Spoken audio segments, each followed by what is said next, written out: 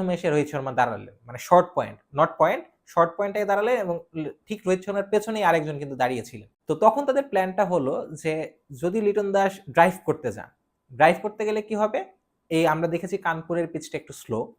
তো এই স্লো পিচে যদি তার টাইমের গড়বড় হয় তখন একটু মিস টাইমিং হয়ে ক্যাচ উঠে যাওয়ার সম্ভাবনা আছে এবং ক্যাচটা কিন্তু পয়েন্ট পর্যন্ত ক্যারি করবে না।